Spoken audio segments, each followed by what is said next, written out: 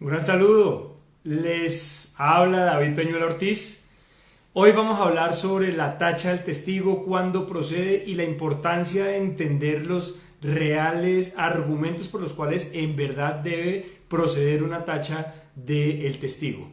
Vamos a hablar entonces de la parte probatoria, esa parte vital que realmente nos va a permitir entonces establecer si definitivamente un testigo merece ser creído o no. ¿Listo? Como siempre, darles las gracias a todos ustedes, como siempre mandarles un abrazo desde Colombia, para todos los países de Latinoamérica, incluso de América, desde Canadá hasta Chile y Argentina. Un abrazo para todos ustedes, muchas gracias. Por supuesto, si me quieren seguir en las redes sociales, ustedes saben, esta red social en la que estoy transmitiendo se llama Facebook Live, en la fanpage que se llama Escuela Internacional de Formación Jurídica. Escuela Internacional de Formación Jurídica, y asimismo se llama nuestro canal de YouTube, Escuela Internacional de Formación Jurídica. Ahí en ese canal encuentran todos los videos que yo he hecho, desde interrogatorio de parte, contrainterrogatorio, diferencias entre interrogatorio y contrainterrogatorio, teoría del Estado, bueno, un montón de información. ¿Listo? Y también agradecerles a todas las personas que pusieron su confianza en mí este 22 de septiembre en el curso de técnicas de juicio oral. 6 horas y media en las que hablamos un montón de interrogatorio, contrainterrogatorio, objeciones, reglas especiales para perito. Y si les interesa, entonces el video lo tengo disponible por si quieren hacer el curso virtual. Hablemos entonces de imparcialidad del testigo. Habíamos dicho, digamos que la filosofía de la imparcialidad del testigo se ha visto un poco menguada en virtud o en el contexto de los sistemas procesales adversariales, porque digamos que ese testigo imparcial ya digamos ese testigo que tiene que venir a decir únicamente la verdad y que no tiene que tener ninguna relación con las extremidades de los procesos, pues realmente en los sistemas procesales adversariales no tiene mucho sentido, porque digamos esa concepción del testigo como el caído del cielo que quiere, bueno, Raúl Contreras dice saludos desde Chiapas, México. Gracias, Raúl, por tu saludo. Entonces ese testigo que viene caído del cielo, que viene a decir la verdad y que no se compadece o que no se comparece, digamos que no tiene ninguna vinculación con ninguna de las partes y más bien tiene una vinculación estrecha con el juez y con el despacho, porque ambos quieren buscar la verdad, pues en un sistema adversarial ese testigo digamos que no tiene tanto, digamos que la figura del testimonio bajo ese contexto ha dejado de tener ese significado que acabo de mencionar, de ser el testigo que baja del cielo y que viene con toda la verdad. Digamos que hoy en día el sistema adversarial parte de la base de dos partes, en el que digamos las funciones del juez va a ser de total imparcialidad, pero no solo de total imparcialidad, sino cuyas funciones de oficio son total o ampliamente limitadas, a diferencia digamos de los sistemas que siguen siendo inquisitivos como el civil, el contencioso administrativo, el laboral y demás.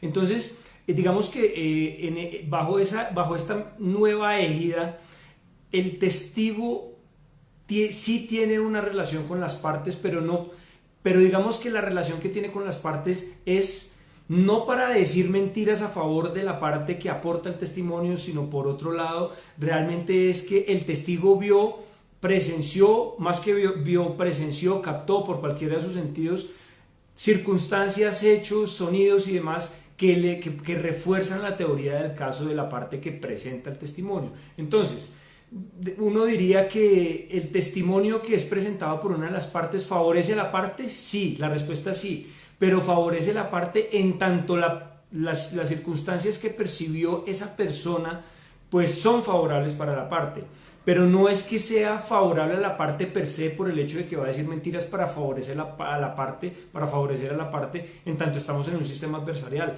Y este punto es bien importante de diferenciar. Una cosa es que nosotros digamos que le digamos al testigo qué decir, y otra cosa es que lo que va a decir el testigo, porque así lo vio, en realidad lo vio y se ajusta a la realidad, es aquella situación que se compadece y que soporta mi teoría del caso. Son dos cuestiones distintas. Por lo tanto, digamos que el tema de imparcialidad, digamos que no es tan relevante, no quiero decir que no sea relevante, digo, no es tan relevante para efectos de los sistemas adversariales, en donde vuelvo y digo, son las partes digamos, en las que aportan el testigo, y el testimonio o el testigo tiene la finalidad no tanto de escudriñar la verdad, que sí la tiene, pero digo no tanto, sino más bien de apoyar las proposiciones fácticas de la teoría del caso de la parte, de la parte que aporta el testimonio. Eso en cuanto a los sistemas adversariales. Por el contrario, en cuanto a los sistemas inquisitivos, pues se sigue percibiendo al testigo como aquella persona, vuelvo y digo, que es totalmente imparcial, pura, que digamos que tiene que tener casi que una relación nula con la parte, porque en tanto tenga una relación o un vínculo podría resultar tachada en el proceso. Y de eso es lo que vamos a hablar. Digamos que esta era una pequeña introducción. Vamos a hablar de la tacha de los testigos en el contexto de un procedimiento inquisitivo, entiéndase el civil, el laboral, el administrativo, e inquisitivo se entenderá por aquellos procesos en los que el juez todavía tiene unas funciones y unos poderes de oficio bastante amplios, como por ejemplo interrogar al testigo, como por ejemplo decretar pruebas de oficio, etc. Y vuelvo y digo, sobre este contexto del sistema inquisitivo es en el que voy a hablar sobre la tacha del testimonio. Al menos en Colombia la tacha del testimonio está registrada, está consagrada en el artículo 211 del Código General del Proceso. Yo los invito a que en toda Latinoamérica, por favor, ustedes tomen los códigos respectivos a los cuales ustedes les quieren pues, realizar el análisis, y verifiquen si definitivamente estamos hablando en los mismos términos. Que yo creería que sí, vuelvo y digo, si estamos hablando de sistemas que no son penales, que no son adversariales, sino que tienen todavía un eco inquisitivo, pues la reproducción de este artículo que voy a leer será, digamos que básicamente la misma. Y el artículo dice lo siguiente: imparcialidad de los testigos. Cualquiera de las partes podrá tachar el testimonio de las personas que se encuentran en circunstancias que afecten su credibilidad. Hasta ahí uno que diría, pues la idea, o sea, digamos que la filosofía de esa primera parte es el abogado, digamos que los abogados que representan a cualquiera de las partes podrán tachar el testimonio, pues evidentemente, de los testimonios aportados por la contraparte, claro. Digamos que esa es la finalidad de esta parte. Entonces dicen los abogados, las partes podrán tachar los testimonios de las personas que se encuentren en circunstancias que afecten su credibilidad o imparcialidad en razón de su parentesco, dependencia, sentimiento o interés en relación con las partes o con sus apoderados, antecedentes personales u otras causas que hayan, digamos, en relación con este asunto que pueda afectar la imparcialidad o la credibilidad.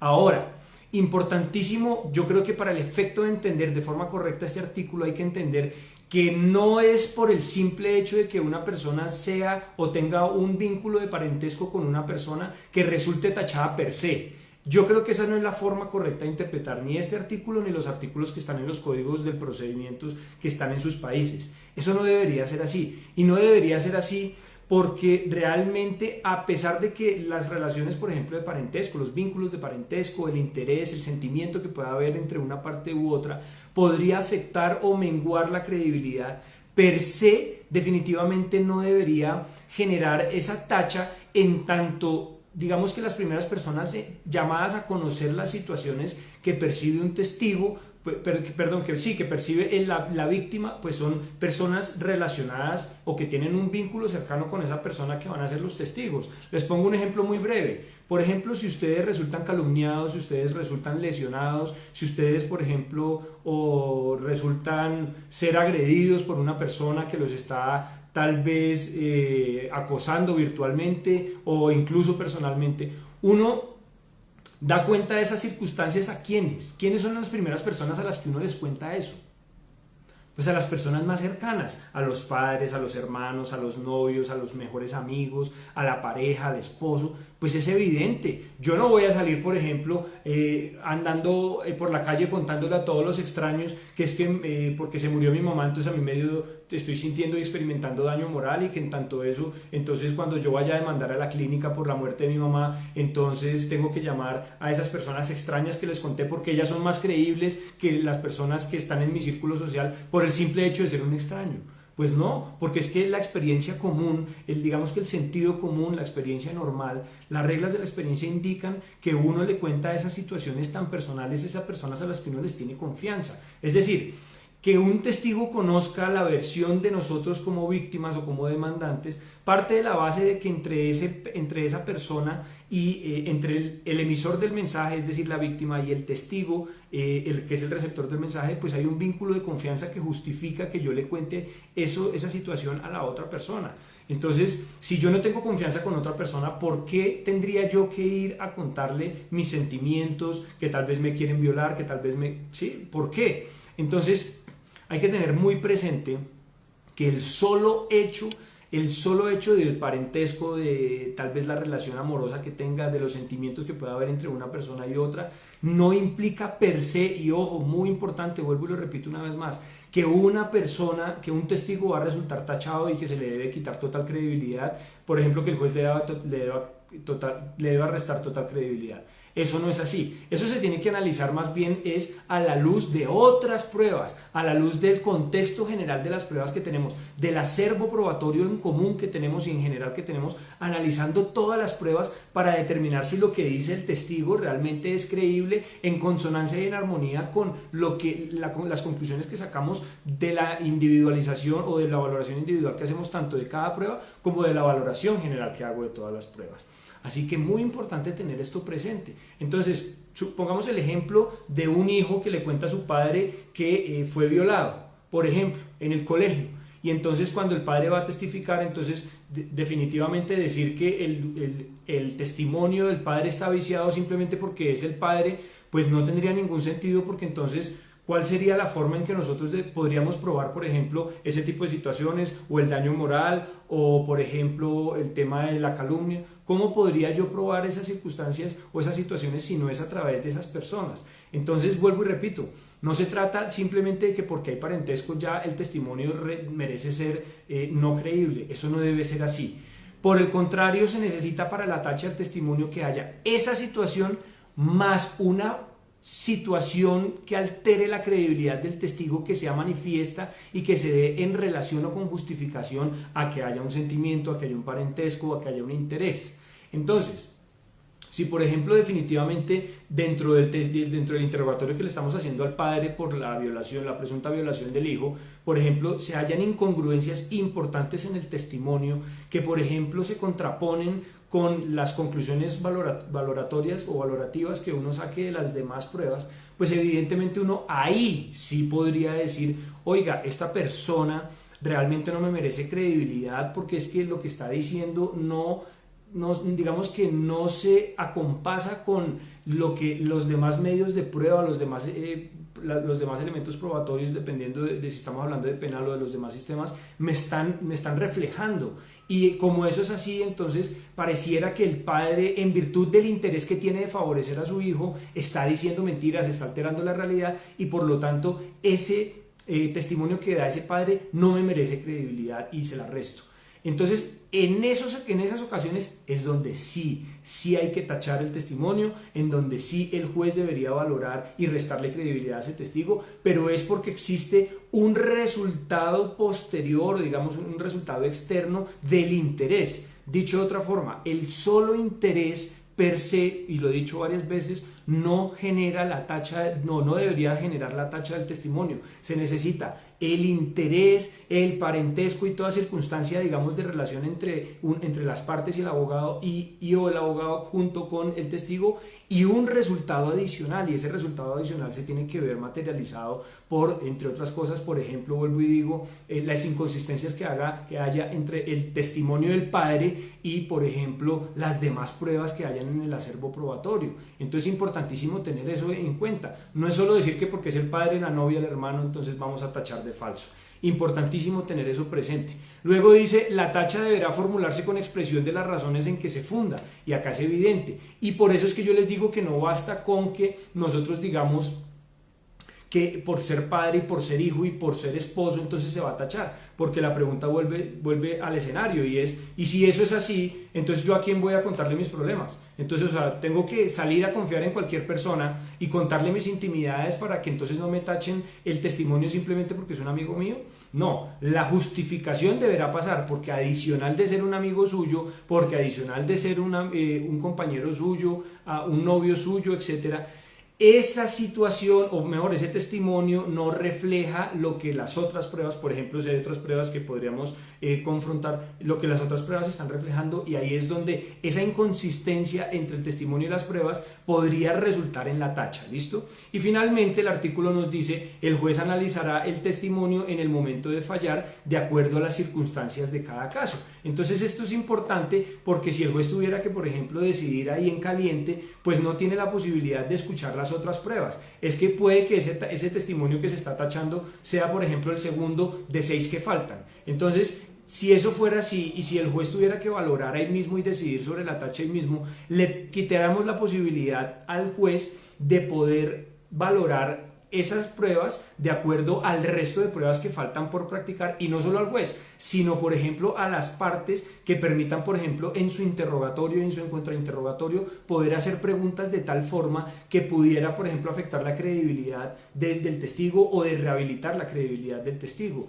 Entonces todo eso en función de poder, por ejemplo, explicar por qué lo que dijo el padre era contradictorio con las demás pruebas. Si nosotros pudiéramos a través de otros testigos poder justificar eso, o de nuestro mismo testigo, realmente eso sería lo ideal.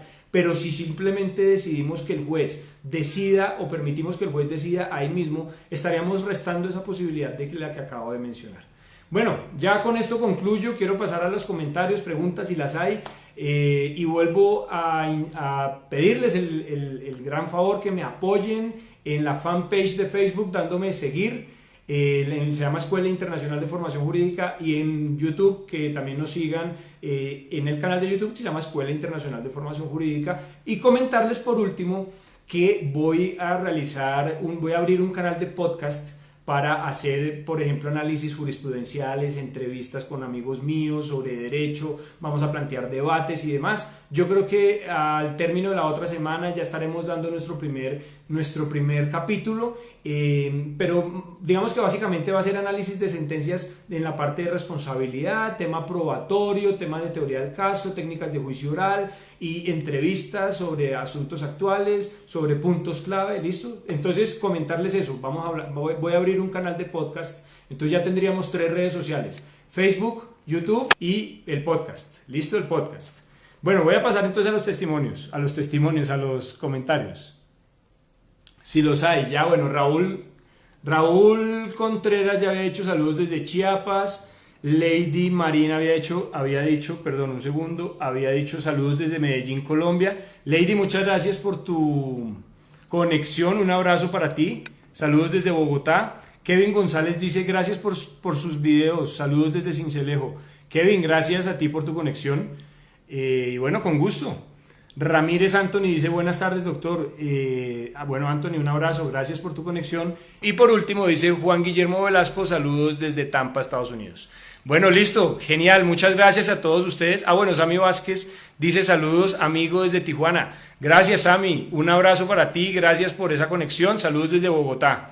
Y no habiendo más preguntas, comentarios y demás, los dejo hasta el otro viernes. Nos vemos, un abrazo gigante.